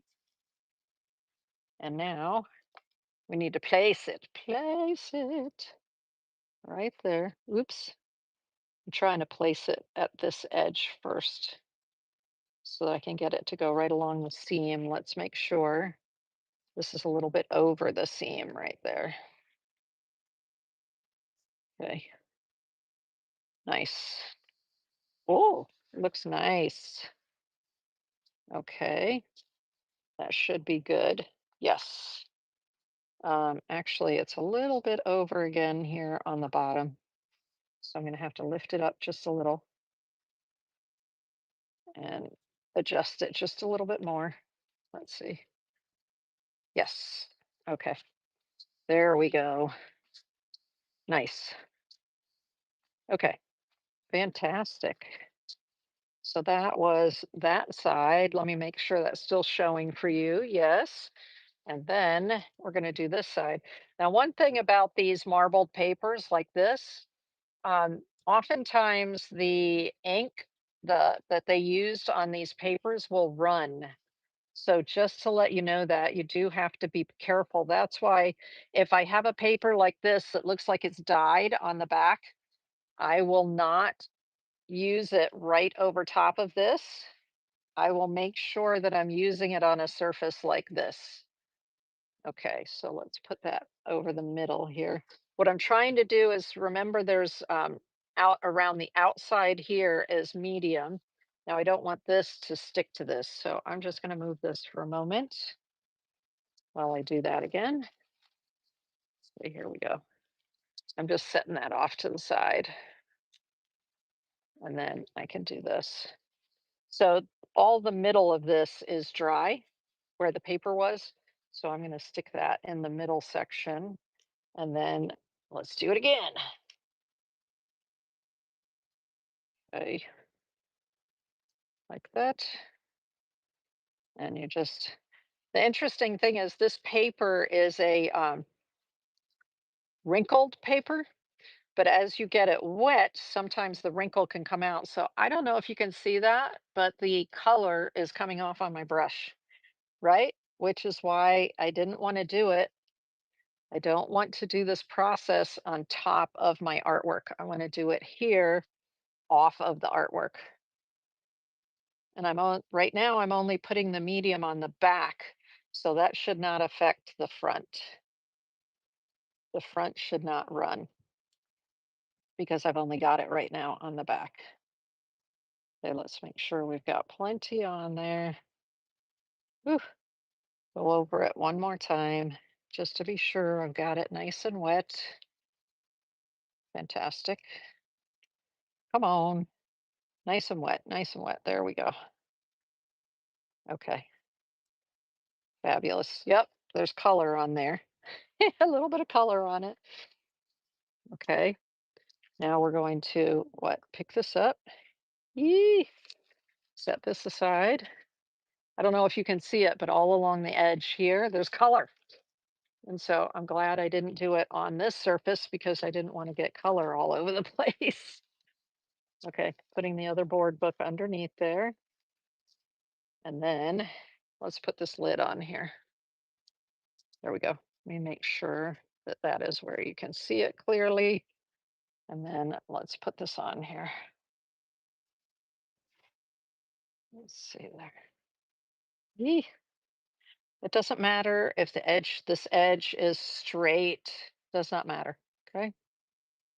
Nice. Okay. Oh, it's looking gorgeous. So that's just a pop of interesting color there. Okay. So I noticed there was a little bit of air under there as I'm doing this. Let me use a paper towel and just gently rub over it. See how the color is coming off? Ah! I just want to get any air bubbles out of there. So I'm actually pouncing it as I go. Pounce, pounce, pounce. Lots of color coming off. Okay, pounce, pounce, pounce. There. So just be aware if you're if you're using some of these papers, some of them the color runs, okay? But if you're aware, then you make sure that you don't get it everywhere, right? Okay, there we go. So this is actually going to attach itself to the deli paper here on the edges, which is fine. We'll just cut it off when the time is right. Right. Oh, okay. I like the way that looks. And as I'm looking at it here, I cannot even see the tape underneath there, y'all. Let me bring it up closer to you and see if you can see what I'm talking about. I don't even see the tape here in the background. Isn't that awesome? Awesome. Yeah. So that's going to be a beautiful beginning of a page. And now normally I would sit here and go ahead. Ooh, ooh, you know what? This is all gooey on the back. So I am actually going to cut it off right here. This is all gooey, which means it's going to get on everything. So I'm just cutting it off and going to throw that away right now. Let's wipe these down. There we go. Okay. So then I would normally just move over to this side and work on this side as well. Can you see that in the light? Let me move it over a little bit. So I would work on this one and then set it aside open and let both sides dry before I would start, before I would cut off the edges and do all of that, right? Okay, but there's another edge, another page started. Let's see if we can use one of the prints that we just did. So where did I put the prints that we just did, y'all? Here they are. Ooh, okay, so there's this one right here, and then there's this one right here. I kind of like the yellow one because it's a pop of color on there. I like that. So we can do it like this. Hmm. Okay, so from design element standpoint, I prefer not to point off of the page. I prefer to have my points point inward from the outside so that it keeps somebody's eye moving around the page of my artwork here. So I don't want to do it this way because then that leads people's eyes off the page. But I can do it like this, and that leads people's eyes around the page like this. Or let me see if I did it this way. This is where you audition. Look at this. I have paper all over my fingers and dye all over my fingers. What I like is that this has these triangles in it. And if you notice, the Korean writing is very angular, uh, kind of geometric. And there's even this little, see that symbol right there? So I like that because it talks to the triangle here. So maybe we just put this right there, a little bit more toward the center so that it is, or do we want to do it like that? No, because then it's going off the page. Maybe like that. That's, maybe that way. All right, let me cut this a little bit because I'm noticing I have a fat edge right here, and that's because that's where the that's where it was squashed, right? So it's a little fatter right there. So I'm just refining these edges a little bit before I collage it on there. And that's a little bit better. So do I want it to go like that? I kind of like the rounded, the more rounded edge over here. That way it's less pointing off the page. Okay, so just crazy thoughts of a of an artist, right? Now here we have some of these um, mulberry pages, I mean papers that you can see the little fibers in there. Fantastic. Even though it's super light looking, these papers are super strong. Love these papers. So let me find one that I think would go well with this. We have some green, we do have some green here. And we also have some like blue green. Maybe this blue green would look good with it. That's kind of cool. I like these because they're, see how they're translucent? So if I were to put it, uh, no, that covers that up. If I were to put it right there, maybe, but then that covers that up. Mm, let's see. It's okay if you also cut these. So maybe I don't want it to be that square. Maybe I just want a small rectangle here. Do I want the rectangle over it or under it? Hmm. hmm Do I want the rectangle going this way? Over here, this way, maybe? So this is what I call auditioning my different pieces, right? Because they're not glued down yet, so I can audition them on the page and then decide where I want them to go. So I kind of like the way this looks a little different. Maybe I'll just do it like that. Okay. The reason I want to audition all of these first is that I need to know what's behind and what's on top. So right now, this one is behind. So this one has to go down first, right? And let's take the matte medium here. And we're not going over top of this, so I don't have to worry about it getting wet. And I'm going to hold part of it and lift and just do this. This mulberry paper is matte on top, so I don't have to worry about any gold or any special colors there that I'm worried about. I can go right over top of it. So oftentimes with thin papers like this that are matte on top, it's okay to put the medium on top of it as well as underneath it. Now this one I want to use with the with this. So let's do it over here. Can you still see that on the camera? Let me see. I'm going to move it over just a little bit for you. Come on. Move, move, move, move, move, move. There we go. So there's still dry area here in the middle. So I'm just going to grab some more. This is the fluid matte medium. And just going to cover the whole back of it. Woo. Okay, you can do it. A little bit more just to be sure. It's nice and moist because sometimes that first layer will soak into the paper and then you won't get good adhesion. So I usually go over and do a second layer just to be sure that I've got plenty of medium on there. Okay. And then I'm going to use my blade and I'm going to lift the edge of that.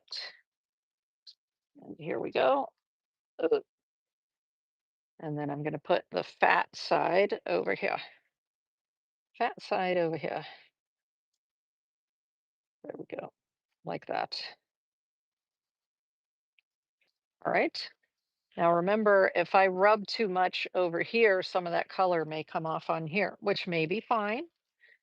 It may be a-okay, but I'm going to use a paper towel and I'm just going to gently go around this and attach it to the backing, to the paper in the back like that. There we go. So now it is pressed down on there. And it will dry and we have a cute little collage going now with some of the one of the prints that we made with our gel prints. Um, then I like to work back in and put some marks in there with my markers. So let's take this big old marker right here, which is the same color as these little spots in here. And let me, I don't open it over top of my artwork. You can imagine why, because sometimes it spits. So I'm going to open it away from the artwork. And then let's put some, maybe put some lines here like this. And I like that it's transparent. Can you see that you can see um, the markings of the paper? You can still see it underneath, which is awesome. And then let's go here. Let's go like that. Cool, right? That's kind of cool. I like where it's going. Like where it's going. So these, I just love my big fat markers. A bunch of different companies make them. Pebeo gave me these, and I'm obsessed. Whenever I run out of a color, if I don't have time to wait for Pebeo to send me another one, then I go and buy it because they're worth it. Okay, let's see. Oh, that's looking good. We've got a page going. We have a page going, y'all. Okay, let me see if there's anything else. Nope, that is it for the workshop. And I want to thank you for joining me for the workshop tonight. I'm just going to wait a few minutes and see if there are any additional questions in the live chat. And I want to thank you for coming along and joining me on this fun board book adventure.